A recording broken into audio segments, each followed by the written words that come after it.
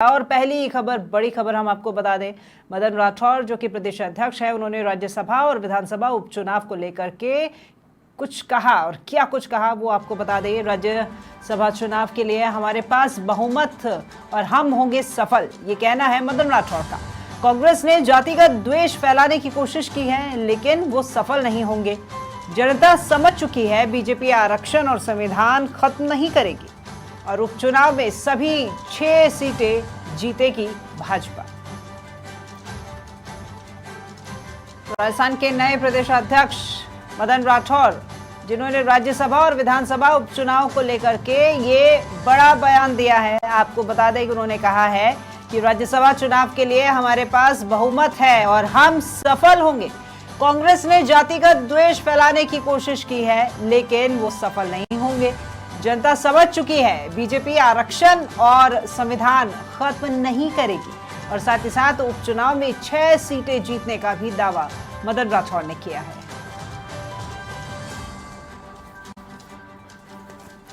तो क्या कुछ कहा है नए प्रदेश अध्यक्ष मदन राठौर ने, आप भी सुनिए। उपचुनाव को लेकर के हमने व्यवस्थाएं कर दी है और हम राजस्थान और केंद्र सरकार की योजनाओं में उन इलाकों को हमने क्या दिया है वो भी हम आम जन तक पहुंचाएंगे। और जो कांग्रेस ने, हमारे विरोधियों ने भ्रम पैदा करने की कोशिश की, हम उस भ्रम को मिटाने में कामयाब हो गए हैं। जनता समझ गई है कि अब न तो ये संविधान बदलने वाले हैं, न आरक्षण को समाप्त करने वाले हैं। अब वो जातिगत द्वेष उन्होंने पैदा करने की कोशिश की, अब वो सफल नहीं होंगे। ज्यादा जानकारी के साथ में संवाददाता अधिराज सिंह नरूका भी हमारे साथ फोन लाइन पर जुड़े हुए हैं। अधिराज, नए प्रदेश अध्यक्ष मदन राठौर, जिन्होंने की दावा कर दिया है कि अब 6 की 6 सीटें जो है उपचुनाव की वो हमारे पास होंगी, क्या कुछ और आपको लगता है उनका कहना वाकई में ये सफल सिद्ध होगा? देखिए, मदन राठौर ने एक बार नहीं कई बार ये अध्यक्ष बनने के बाद में दावा किया है कि इस बार 6 की 6 सीटें जीतेंगे। और उसके पीछे उनका तर्क है कि लोकसभा चुनाव में जिस तरीके से कांग्रेस ने भ्रम फैलाया संविधान बदलने का और आरक्षण खत्म करने का, उसमें वो कहीं ना कहीं कामयाब हुए। लेकिन अब कांग्रेस और विपक्षी दल इस विचार को लेकर जो भ्रम फैलाने की कोशिश कर रहे हैं, उसमें वो कामयाब नहीं होंगे। जनता समझ चुकी है कि बीजेपी संविधान खत्म नहीं करेगी, आरक्षण खत्म नहीं करेगी, संविधान बदलेगी नहीं।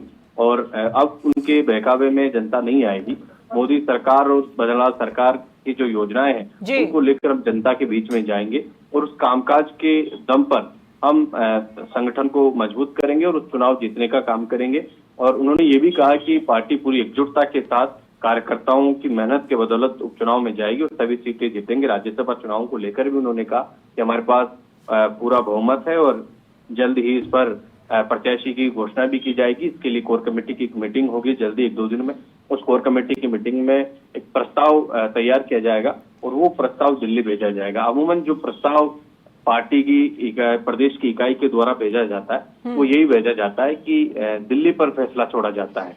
लेकिन ये अलग बात है, प्रस्ताव के तौर पर भेजा जाता है, लेकिन कुछ नाम सुझाए जाते हैं। उसके बाद में दिल्ली आलाकमान राज्यसभा का कैंडिडेट तय करेगा, उसकी घोषणा होगी, क्योंकि 14 अगस्त से नॉमिनेशन की प्रक्रिया शुरू हो जाएगी। इसलिए अब राज्यसभा चुनाव को लेकर लॉबिंग तेज हो गई है, क्योंकि सीट बीजेपी के खाते में जानी तय है। इसलिए कौन होगा उम्मीदवार, उसको लेकर संगठन के स्तर पर जल्दी कोर कमेटी की एक औपचारिक मीटिंग होगी, उसका प्रस्ताव दिल्ली को भेजा जाएगा। लेकिन सबसे बड़ी बात जो मदन राठौर ने कही, वो मदन राठौर ने बात कही किरोड़ी लाल मीणा को लेकर। उन्होंने कहा कि मेरी किरोड़ी लाल मीणा से बात हुई है और उस बातचीत में उन्होंने दावा किया है कि जल्द ही किरोड़ी लाल मीणा अपना जो मंत्री पद का जो कामकाज है उसको संभालेंगे। उनके इस्तीफे को स्वीकार नहीं किया गया है और ना ही उनका इस्तीफा स्वीकार किया जाएगा। अधिराज, किरोड़ी लाल मीणा को लेकर के जो बातचीत हुई है, एक बार वो पहले हम अपने दर्शकों को भी सुना देते हैं। क्या कुछ कहा मदन राठौर ने, फिर आपके पास आती हूँ। देखिए, बिल्कुल वो काम करेंगे। वो हमारे अनुशासित कार्यकर्ता हैं, वरिष्ठ कार्यकर्ता हैं, इसलिए वो कोई हमको संदेह करने की ज़रूरत नहीं है।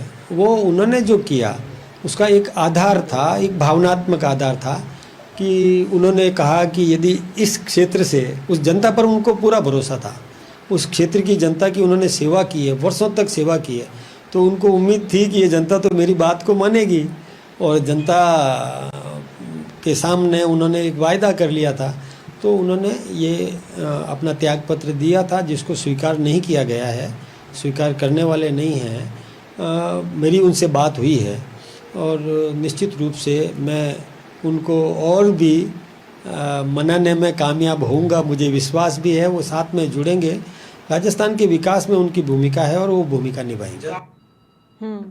अधिराज, देखिए साफ तौर पर कह रहे हैं मदन राठौर, आपकी बातचीत हुई तो उन्होंने ये स्पष्ट कर दिया है कि दिग्गज नेता हैं, हम अनुभवी नेता हैं और उनके अनुभवों का लाभ हम आगे भी लेते रहेंगे। उन्होंने त्यागपत्र दिया जरूर था, लेकिन अभी तक वो स्वीकार्य नहीं हुआ है और अगर कहीं कोई कमी पड़ती है तो मैं भी उन्हें मनाने की कोशिश करूंगा। उन्होंने कहा है कि मेरी बातचीत भी हुई है और स्वीकार किया भी नहीं गया इस्तीफा, और इस्तीफा स्वीकार करेंगे भी नहीं, करने वाले भी नहीं है। लेकिन आखिर ये बात इसलिए मैं कह रहा हूँ कि पिछले कुछ दिनों से, 2 दिनों से ये एक बार फिर से किरोड़ीलाल मीणा के मंत्री पद को लेकर सियासी गलियारों में चर्चा है। आज मुख्यमंत्री भजनलाल शर्मा दिल्ली दौरे पर और संभवतः किरोड़ीलाल मीणा को लेकर भी कुछ इसमें फैसला निकलने वाला है। उससे पहले किरोड़ीलाल मीणा ने दिल्ली में राष्ट्रीय अध्यक्ष जेपी नड्डा से मुलाकात की थी और क्योंकि उपचुनाव होने वाले हैं, उपचुनाव उन सीटों पर हो रहे हैं जहाँ पर किरोड़ीलाल मीणा का प्रभाव है, मीणा बाहुल्य सीटें हैं, चाहे वो देवी मुनियारा की बात की जाए, चाहे वो दौसा सीट की बात की जाए, दौसा और सवाई माधोपुर, ये वो इलाके हैं जहाँ पर किरोड़ीलाल मीणा का एक प्रभाव है, उनका अपना एक वर्चस्व है। इसलिए ये एक बार फिर से सरगर्मियां तेज हो गई है। मदन राठौर ने भी उनसे बातचीत की, उन्होंने समाचार प्लस से बातचीत में इस बात को स्वीकार किया है। उन्होंने कहा कि जल्द वो अपना कामकाज संभालेंगे। इसके तक कल जब किरोड़ीलाल मीणा ने का एक बयान आया, उन्होंने आपदा, क्योंकि उनके पास आपदा राहत विभाग की जिम्मेदारी है और उन्होंने आपदा विभाग के अतिरिक्त मुख्य सचिव आनंद कुमार से बातचीत की और तमाम फीडबैक लिया, निर्देश दिए कि किस तरीके से लोगों की मदद की जाए। तमाम जो जिलों के कलेक्टर हैं उनसे पूरी जानकारी लिए, उनको निर्देशित दिया कि कहीं भी कोई जनहानि हो या कोई किसी के नुकसान हो तो पूरी तरीके से व्यवस्थाओं को सुनिश्चित किया जाए। तब से कल ये हिंट मिले थे कि अब किरोड़ीलाल मीणा ने क्या वास्तव में अपना फिर से मंत्री पद का कामकाज संभाल लिया है। रिजाइन करने के बाद वो विधानसभा से भी उन्होंने दूरी बनाई, सचिवालय से भी दूरी बनाई, लेकिन कल अपने विभाग के अधिकारियों को जिस तरीके से उन्होंने निर्देशित किया, अतिवृष्टि के बाद में जो जनहानि हुई, उसके बाद में ये कल ही इस बात के संकेत मिले थे कि कहीं ना कहीं मामला पैचअप की तरफ है। और आज दिल्ली में भजनलाल शर्मा जो मुख्यमंत्री, उनका दौरा, तो ये संभावना निकल रही है कि जल्द ही किरोड़ीलाल मीणा के इस पूरे इस्तीफे प्रकरण पर कुछ न कुछ खबर आ सकती है और किरोड़ीलाल मीणा अपना कामकाज संभाल सकते हैं जल्दी। इस बात की मदन राठौर ने भी आज बातचीत में कहा कि मैंने उनसे बातचीत की है और वो जल्दी अपना कामकाज संभालेंगे और कामकाज उन्होंने शुरू भी कर दिया। तो बिल्कुल अधिराज, देखिए चाहे दूरी लंबी समय की हो गई हो, वो विधानसभा नहीं पहुंचे, वो वहां पर उपस्थित नहीं थे, उन्होंने अपना इस्तीफा दिया, इस्तीफा स्वीकार नहीं हुआ, बावजूद उसके कहा यही गया तमाम दिग्गजों के द्वारा कि कृषि मंत्री के पद पर अभी भी वो हैं, उनकी जगह पर उनके क्षेत्र अधिकार से जुड़े हुए जितने भी सवाल जवाब हैं वो देने के लिए नेता को मनोनीत कर दिया गया है, लेकिन ये प्रभार अभी भी उन्हीं के पास है, इसको स्वीकारा नहीं गया है। और आज जब मदन राठौर कह रहे हैं कि वो हमारे साथ हैं और उन्हीं के मार्गदर्शन में हम आगे चलेंगे और अगर कहीं कोई कमी रहती है तो मैं भी उन्हें मनाऊंगा, तो ये संकेत तो यही लग रहे हैं कि वापस से कमबैक ही हम इसे कहेंगे कि वो बने हुए हैं। जी निश्चित तौर पर, क्योंकि उन्होंने इस्तीफा दिया था और जब तक इस्तीफा स्वीकार नहीं किया जाता तब तक कोई भी व्यक्ति उस पद से नहीं हटता है, मंत्री पद से वो हटे नहीं है, क्योंकि इस्तीफा स्वीकार नहीं किया गया, उनकी तरफ से इस्तीफा दिया गया है। लेकिन बड़े कद्दावर नेता हैं और एसटी वर्ग से किरोड़ीलाल मीणा से बड़ा कोई बीजेपी में नेता भी फिलहाल है नहीं और वहां उन क्षेत्र में उपचुनाव भी होने हैं, इसलिए उपचुनाव से पहले इस प्रकरण का निस्तारण किया जाएगा। पार्टी आलाकमान और पार्टी के रणनीतिकार इस बात को बखूबी समझते हैं कि किरोड़ीलाल मीणा का जो इस्तीफा प्रकरण है वो कहीं ना कहीं उपचुनाव को प्रभावित करेगा, इसलिए उपचुनाव में जाने से पहले इसका सॉर्ट आउट किया जाएगा। और संकेत इसी बात के मिल रहे हैं राकेश कि अब जल्द ही किरोड़ीलाल मीणा के इस्तीफे को लेकर कोई खबर आ सकती है। बिल्कुल अधिराज, हम बात कर लेते एक बार उपचुनाव को लेकर के। ये विधानसभा की 6 सीटों के लिए जो उन्होंने कहा है कि 6 की 6 सीटें हम जीतेंगे, निश्चित रूप से जीतेंगे, इतना आत्मविश्वास के साथ में उन्होंने कहा है, तो समय कम है, उनके ऊपर चुनौती उनके सामने काफी बड़ी है, जिम्मेदारी बहुत बड़ी उन्हें दी गई है। क्या हम इसे इस तरीके से देखें कि संगठन में लंबे समय का अनुभव जो है वो अनुभव अब यहाँ पर काम आएगा और बीजेपी जीत दर्ज कर पाएगी? देखिए, उपचुनाव बीजेपी के लिए आसान नहीं है। उपचुनाव के अगर ट्रैक रिकॉर्ड को हम देखें पिछले 10-12 साल के, तो बीजेपी के लिए उपचुनाव बहुत मुश्किल डगर है। बीजेपी बहुत कम उपचुनाव जीत पाई है। अगर 2013 से लगातार 2023-24 तक हम देखें तो उपचुनाव बीजेपी के खाते में नहीं आए। कुछ एक दो उपचुनाव छोड़ दें, 1-2-3 राजसमंद के दीप्ति कुमारी जो उपचुनाव में जीती, कुछ सहानुभूति वाले चुनाव को छोड़ दें, बाकी उपचुनाव में बीजेपी को काफी नुकसान हुआ है। और अभी भी ये जो सीटें हैं, ये वो सीटें हैं जहां पर बीजेपी के लिए अगर पुराने इतिहास को खंगालने की कोशिश करें तो जैसे झुंझुनू में उपचुनाव होना है। झुंझुनू कांग्रेस का बड़ा मजबूत गढ़ है, कई सालों से वहां बीजेपी नहीं जीत पा रही है, बीजेपी लगातार वहां चुनाव हार रही है। क्यूसर की बात कर ली जाए, क्यूसर में लगातार बीजेपी चुनाव हार रही है।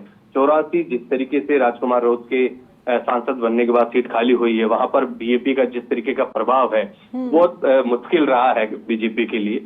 और देवली उनियारा और सवाई ये 2 सीट, ये जिस तरीके के वहां के सियासी समीकरण बने हैं, जातीय समीकरण बने हैं, बीजेपी के लिए आसान नहीं है। बीजेपी के लिए उपचुनाव बड़ी मुश्किल डगर है और इसके लिए बीजेपी को मेहनत करनी पड़ेगी। हालांकि दावा जरूर किया जा रहा है, लेकिन बार बार बात यही मैं कहूंगा कि उपचुनाव में जाने से पहले किरोड़ीलाल मीणा का इस्तीफे का निस्तारण करना पड़ेगा, क्योंकि उस इलाके के पूर्वी राजस्थान में एक बड़े नेता के तौर पर किरोड़ीलाल मीणा आते हैं। 3 सीटें ऐसी हैं जो एसटी बाहुल्य, चाहे वो 84 हो, चाहे दौसा हो, चाहे देवली उनियारा हो, ऐसे में किरोड़ीलाल मीणा के इस्तीफे को भी इससे जोड़कर देखा जा रहा है, इसलिए जल्दी निस्तारण किया जाएगा। और उपचुनाव की अभी तारीखों का ऐलान भी नहीं हुआ है और संभव तो हो सकता है हरियाणा विधानसभा चुनाव के साथ वो चुनाव करवाए जाए, तब तक बीजेपी वहां पर अपना कामकाज शुरू करेगी, संगठन को मजबूत करने की कोशिश करेगी कि किस तरीके से। हालांकि वो बीजेपी के खाते की कोई सी भी सीट नहीं थी, एक सलूम्बर को छोड़ दिया जाए जो अभी हाल ही में बीजेपी के विधायक अमृतलाल मीणा का निधन हुआ, उनके निधन से वो खाली हुई है सीट। राजस्थान में सहानुभूति जरूर चलती है, जब किसी विधायक का निधन हो जाता है और वहां पर उपचुनाव होती है तो उसके परिवारजन से किसी को टिकट दिया जाता है, तो सहानुभूति से उसके खाते में सीट आती है। ये पिछले कुछ सालों में देखने को मिला। सहानुभूति का चुनाव राजस्थान में होता है, किसी विधायक के निधन से वहां पर जब उपचुनाव होते हैं तो उसके परिवार के खाते में जाते हैं। ऐसे खूब सारे उदाहरण है, चाहे वो सुजानगढ़ के ले लें, जब मास्टर भंवरलाल जो मंत्री थे उनका निधन हुआ तो उनके बेटे को टिकट दिया गया, वो चुनाव जीत कर आए। सरदार शहर से जब पंडित पुजारी भंवरलाल शर्मा का निधन हुआ तो उनके बेटे चुनाव जीत कर आए। ऐसे खूब सारे उदाहरण है। दीप्ति माहेश्वरी जो किरण माहेश्वरी के निधन के बाद में चुनाव लड़ी, वो जीत के आई। तो ये ऐसे एग्जाम्पल है कि सहानुभूति पर भी होते हैं, लेकिन ये अभी सहानुभूति के तौर पर अगर चुनाव देखें तो वो अमृतलाल मीणा का जो निधन हुआ है उनकी जगह सीट खाली हुई है तो उनके परिवारजन को किसी को टिकट दिया जाता है या किसी दूसरे कार्यकर्ता को दिया जाता है। बाकी सभी सीटें 6 में से 5 सीटें बीजेपी की नहीं है, वो आरएलपी की है, बीएपी की है और 3 कांग्रेस की है। ऐसे में बीजेपी अगर सीटें जीत कर लाती है तो एक बड़ा कह सकते हैं पार्टी के लिए एक चमत्कार ही होगा कि कांग्रेस की सीटें जो विधानसभा में वो नहीं जीत पाई और विधानसभा उपचुनाव में जीत कर आती है, तो एक बड़ी उपलब्धि बीजेपी के लिए होगी। अधिराज, देखिए आपने चमत्कार की बात करी कि है तो ये चमत्कार ही माने एक तरीके से, क्योंकि अब देखिए उपचुनाव में जीत दर्ज करना चाह रहे हैं और प्रदेशाध्यक्ष ने ये दावा और विश्वास भी जता दिया है कि हम 6 की 6 सीटें पाएंगे। क्या उस दावे का आधार हम ये माने कि जब आला कमान से मिलने के लिए किरोड़ीलाल मीणा दिल्ली पहुंचे थे और उसके बाद में एक लंबा पॉज, एक लंबी शांति, और उस शांति के बाद में, क्योंकि बीजेपी कब कौन सा फैसला ले ले ये हमेशा सबको चौंकाने वाला होता है, और शायद अब की बार वापस से जब किरोड़ीलाल मीणा अपने पद पर जाएंगे तो ये भी चौंकाने वाला ही एक फैसला होगा। जी, निश्चित तौर पर बीजेपी हमेशा चीजों को देखती है और सभी पहलुओं पर अध्ययन करती है और उसके बाद में डिसीजन लेती है। जल्दबाजी में निर्णय बीजेपी नहीं करती है, और क्योंकि सामने उपचुनाव भी आ रहे हैं, चर्चा मंत्रिमंडल में फेरबदल को लेकर भी है, क्या उपचुनाव से पहले होगा या उपचुनाव के बाद में होगा, ये देखने वाली बात होगी आज, क्योंकि मुख्यमंत्री का दिल्ली दौरा है।